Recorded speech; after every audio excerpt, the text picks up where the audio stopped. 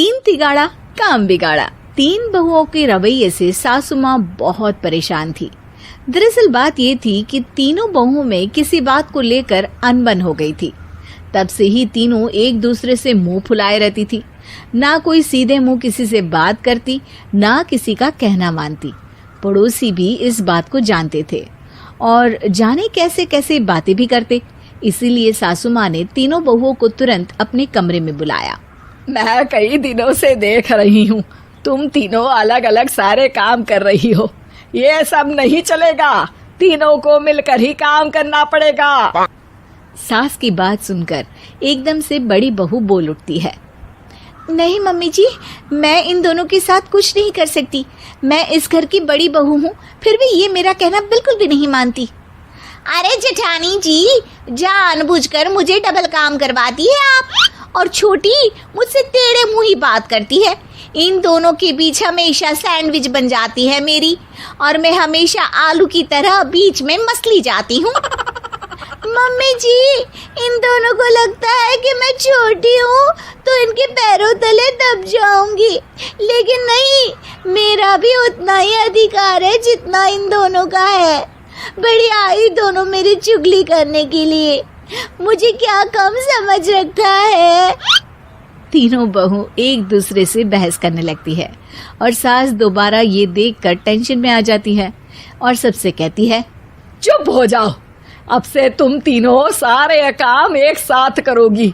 आंख बंद करके एक दूसरे की बात सुनोगी। तुम तीनों इस बात को गांठ बांध लो, वरना अगली छुट्टियों में तुम्हारा अपना मायके जाना कैंसिल। सास की बातें सुनकर डर के मारे तीनों हामी भर देती हैं। जी मम्मी जी, मैं समझ गई। हाँ मम्मी जी, जैसा आप कहें। आप जो कहेंगी मैं वही करूंगी। तीनों बहू सास की बात को गांठ बांध लेती है और वादा करती है कि अब से सारे काम वो तीनों एक साथ मिलकर ही करेंगी।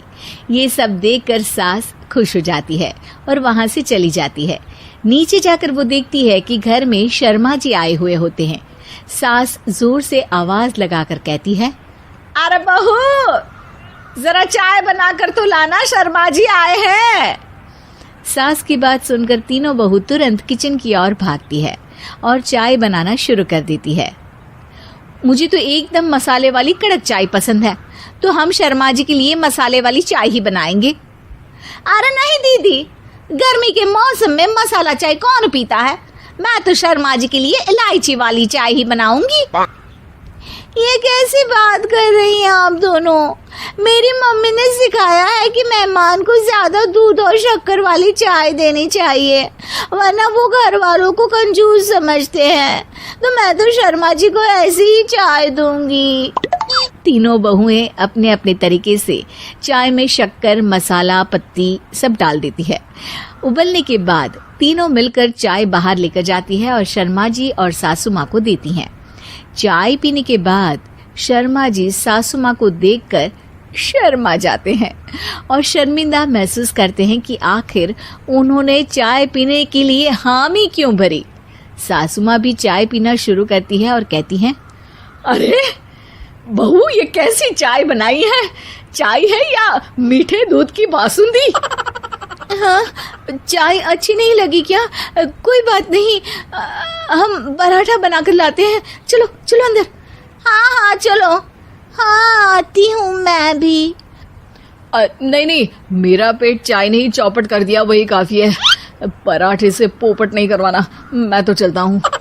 शर्मा जी चुपचाप पतली गली से निकल जाते हैं।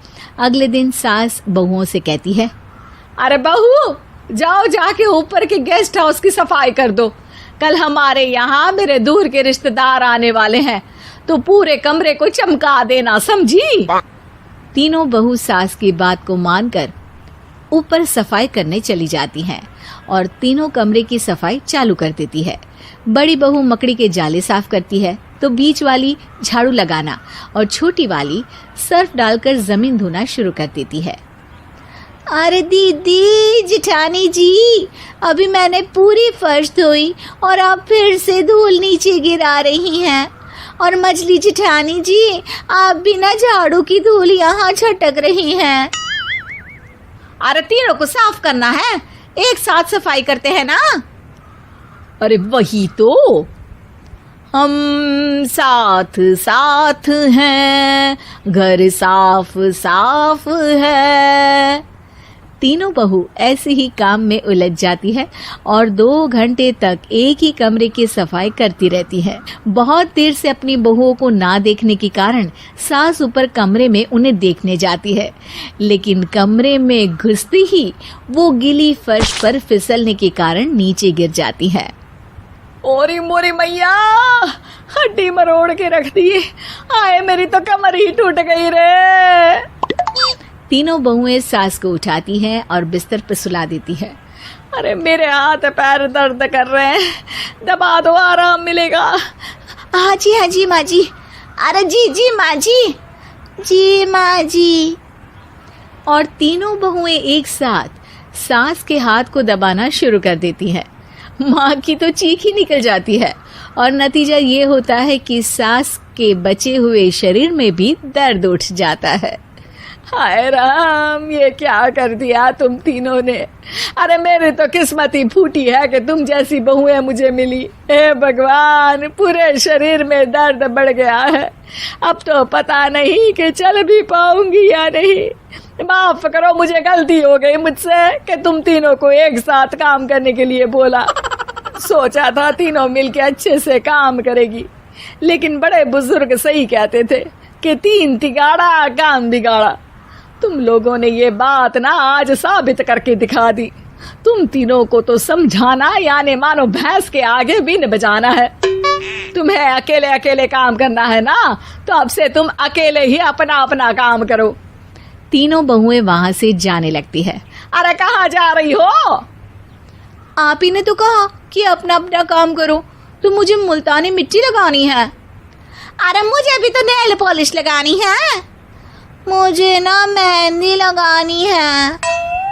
सास अपना सर पीट लेती है और कहती है, अरे मुझे भी लगाना है कुछ। क्या माँ जी? क्या माँ जी? क्या माँ जी? तुम्हारे घर वालों को फोन तुम्हारी हरकतें बताने के लिए।